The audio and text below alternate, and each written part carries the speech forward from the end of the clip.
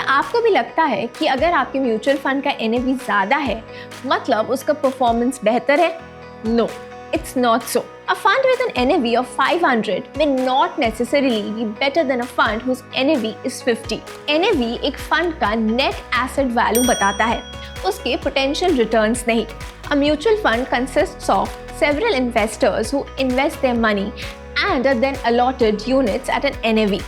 Simply put, the net asset value is the price at which you buy or sell the units of a mutual fund. Let's take an example of Saurav, who invested 50,000 rupees in Scheme 1 with an NAV of 50 and invested the same amount in Scheme 2 with an NAV of 10 rupees. So, Saurav gets 1,000 units of Scheme 1 and 5,000 units of Scheme 2. क्या आप भी सोच रहे हो कि since Scheme 1 NAV is higher, तो उसका performance भी better होगा? Let's find out. Now imagine that at the end of the first year, the net asset value of Scheme 1 is 55, while that of Scheme 2 is 11.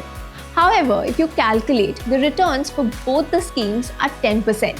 So, you see, irrespective of the NAV that Saurav chose, his investment grew by the same percentage. So rather than comparing NAVs, Saurav should focus on the fund's historical performance and growth based on his investment objective, risk appetite, and time horizon.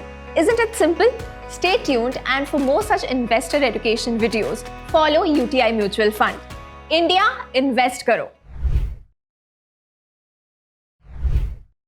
Mutual fund निवेश बाजार के जोखिमों के अधीन है. योजना से जुड़े सभी दस्तावेजों को ध्यान से पढ़ें.